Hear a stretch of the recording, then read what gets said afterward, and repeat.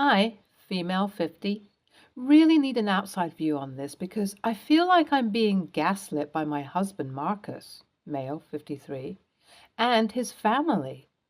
It all revolved around a restaurant that Marcus and I started together in our local town, which ended up becoming a super successful location and was even recommended in a national travelog. It was an integral part of our lives together, kind of like our own baby. And Marcus and I made the perfect team. He handled the business end of things while I used culinary expertise and my friendly nature to become the face of the restaurant. There was never a lean period for our business, and we slowly began to win more and more accolades. We even did a cloud kitchen during Rona, the first of its kind in our area. It kind of became a must visit location for travelers and a frequent haunt for locals. However, on the personal side, I had quite a few tiffs with Marcus, and they mostly related to how much of a pushover he was when it came to his family. I guess it mainly boiled down to him not being able to say no. If his parents wanted to borrow our truck, even though we needed it, Marcus would lend it. If his uncle wanted us to comp all his meals at the restaurant for months on end, Marcus wouldn't say anything. I guess I tried my best to make sure that it wasn't like we were being taken advantage of, but of course, that made me the villain in his family's eyes, and they often talked about me behind my back. Don't get me wrong, I appreciate and understand the importance of sticking out for family and doing favors for our loved ones, but it was just way too excessive with Marcus's family. Try as I might, nothing worked, but my husband was still a wonderful man. I guess it wasn't the worst thing in the world that his fatal flaw was his overbearing generosity, right? It wasn't until a couple of years ago when my husband suddenly brought his sister on to work at our restaurant. My sister in law, Beth, female 40, has been dealt the short end of the stick when it comes to life. She got pregnant when she was 30, and her long term boyfriend couldn't handle the responsibility and ended up skipping town. After that, she's been invested in raising her child and was working a soul crushing corporate job. So, when our business was picking up pace, sister in law expressed an interest in joining me on the restaurant manager marketing side of things. I was immediately reluctant as sister in law had not worked in this field before, and to be honest, hadn't ever bothered building a bond with the local community as I had. I mean, I'd often invited her over for our restaurant's outing at farmers markets or stalls if she was genuinely interested in becoming a part of the business, but she always ended up flaking at the last moment. Sister in law ended up quitting her job due to the lack of excitement it generated in her during the pandemic and eventually began to push Marcus more and more for a change to work with the restaurant. I was dead set against this idea, but my husband felt that we should do it to ensure the financial safety of our niece. I do love sister in law's kid, but I don't think there was any chance of ruination if her mom was out of work for a year or so. There was savings, and I wouldn't even mind chipping in to help her out. My main issue with bringing her to work at the restaurant was her complete lack of passion for the food, the people, and everything that made it tick. In fact, after a point, I even relented and asked if Marcus would be okay taking his sister on in a more clerical or businessy role. But he said no, she doesn't want to get back into the same boring work that she was doing. And after that, he ended up going over my head and appointed Beth as basically an equal partner in the business. I was annoyed, but since we had started everything so informally, I couldn't do anything legally. And to be honest, that's not what I wanted to do anyways. It wasn't like me to bicker in court with my husband and just voice my frustration at not being treated like an equal partner.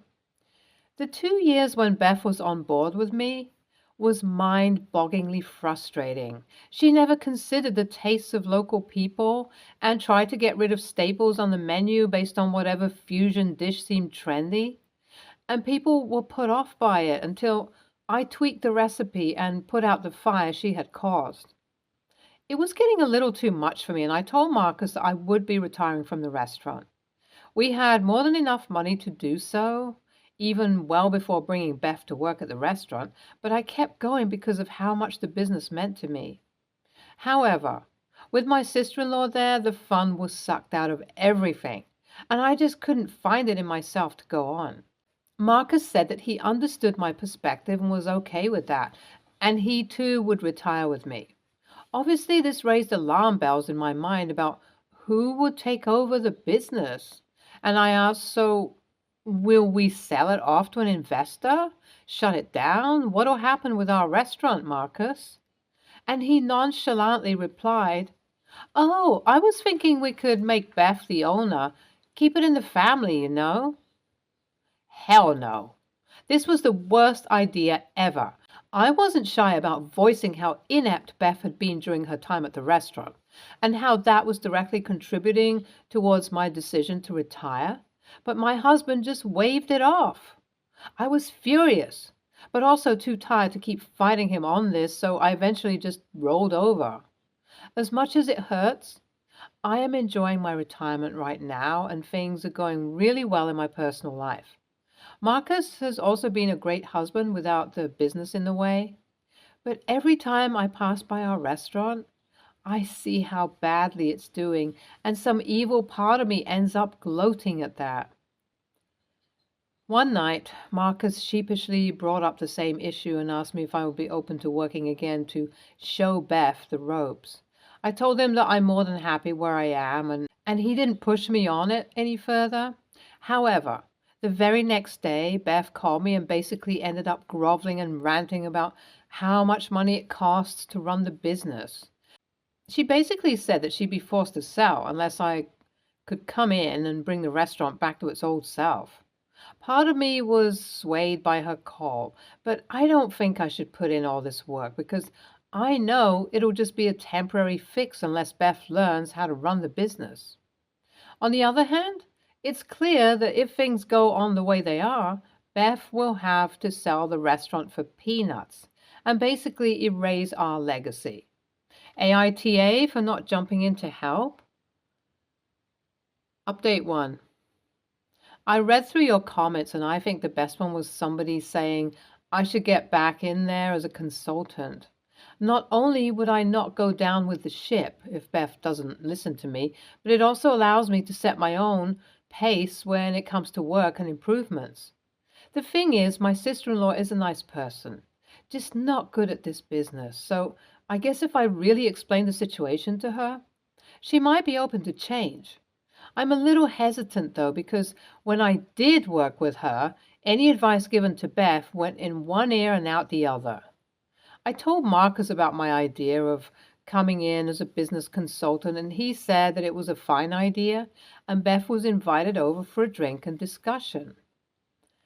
When I told Beth about my idea, she was open to it, and from tomorrow, I'm going to shadow her on her daily routine to see what needs to be fixed. It kind of reminds me of the show, Kitchen Nightmares. My husband and I love watching that show, and thankfully, we've never felt like our business would end up on the receiving end of Gordon Ramsay's wrath. But I guess I'll have to get it back in shape before things start going downhill. Update 2. Oh boy, I just finished my first day following Beth around, and then we discussed her management style and plans for the business. I think her more global perspective on cuisine is cool, but she hasn't realized that the townsfolk here aren't open to that. We then reworked the menu and decided to shut the restaurant for a few weeks and get a grand reopening in place. I spoke to every contact I've built in my 8 years in the business, and they're all hyping up the relaunch. At the same time, I told Beth about the ins and outs, rivalries, and alliances that drive small town businesses, and that helped her realize the importance of building connections. It's just a small step forwards, but hopefully I'll help her make our restaurant more profitable and keep it a staple part of the town for years to come. Update 3.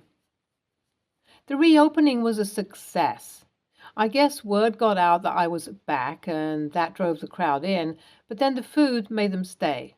I delivered a speech that praised my lovely sister-in-law for learning, growing, and taking my input, and even revealed that one of the top-selling dishes of the day was her idea. It doesn't seem like much, but it sure left an impression on everyone and helped her get her foot in the door in terms of goodwill. Definitely, there's still a lot of work to be done, but I think we're on the right track. And Marcus has been extremely grateful to me for stepping in. With a little more work, I can retire with my mind at ease about the future of the restaurant. NTA, but I strongly feel that you should go back to work in the restaurant. I know it's tough to have a business with family, and it ultimately gets messy as it did here, but your passion and love for the restaurant shouldn't vanish just because of this. Also, your husband needs to learn to not say yes to his family all the time. NTA, I get where Beth is coming from when it's about her career and feeling unfulfilled, but she can't insert herself into someone else's hard work and expect to get the same results as them. OP, I think being a consultant was the perfect way to make things professional and mitigate the whole family angle. Next story. I'm 21, female, an international student studying abroad, UK. I live with 4 other people, but we each have our bathrooms. We share the kitchen, communal area. For the past few weeks, my depression has worsened with school and work. Hence, I stopped eating properly. After finding out about this, my twin brother flew to Manchester, where I'm staying, from London, where he's studying, to cook meals for me. He made quite a lot and put them in the freezer so I could reheat and eat them. I've been feeling a bit better now. Now, the issue is I suspect my housemate, Jenna, has been stealing my food because every time I check, they're missing or look like someone has touched them. I don't suspect my other 3 roommates because 2 of them are vegan, vegetarians, and the other is currently back home with his parents due to the family issues. I believe that she knows my class and work schedule because it looks like she cooks my food when I'm not around. But 3 days ago, I came home earlier than expected and walked in on her cooking my food with her friends. I lost my patience and screamed at her. I called her many names and embarrassed her in front of her friends. She had been lying to her friends that she cooked it, and they were embarrassed for her and left. That night, she sent me a long paragraph on how disappointed she was in me, and she took my food because she was hungry and had financial issues. I feel bad, but that's not my problem. So I told her to pay me for the food that she had taken because I'm not rich. And my brother had taken the time off his work and school to cook for me. She called me a bitch and has been ignoring me since. My other housemates are on my side, too. But they could be biased because they've always hated Jenna. She doesn't clean up after herself and brings in a lot of friends regularly, which disturbs their study schedule. My family think I'm not the AH, but my friends think I should have handled it differently. AITA? Your roommate is embarrassed because her actions were embarrassing. It'd be bad enough if she was pinching your food because she was hungry and out of money, but she had to take it a step further. She stole your food so she could treat her friends, too. She's embarrassed because they're all upset that she included them in her bad behavior. Actions have consequences, and now she's got to deal with the ones she has earned. NTA. NTA because she stole, and also because we have student finance in the UK. I bet she probably did the thing a lot of students here do and was careless and blew through her maintenance loan on partying and takeouts, and that's why she's claiming to have no money left. Tell her to get a job if she's having financial problems. Universities in the UK are always hiring their students for open days and school visits and such.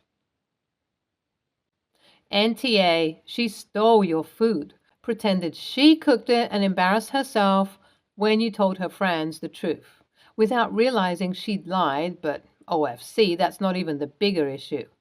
If she has financial issues, that is not your problem to deal with. and does not allow her to take your food that your brother took the time and money to make without asking. Anyway, good luck with your studies. I've been to visit MCR Uni and it seems great. But it was a shame I couldn't see all of it because the city's just too big to see in one day. IMAO. Next story. I, 28 male, have been married to Leah, 28 female, for 3 years, but we've been together for 7. Leah had been diagnosed with insomnia before we were together. I was genuinely baffled to know she would only really sleep half hours or sometimes not at all. She tells me not to worry about it, but sometimes I can't help it when I randomly wake up at, say, 4 a.m. to turn and see she's still awake just staring at the ceiling. She used to take medication for it, but it had some side effects, so she stopped.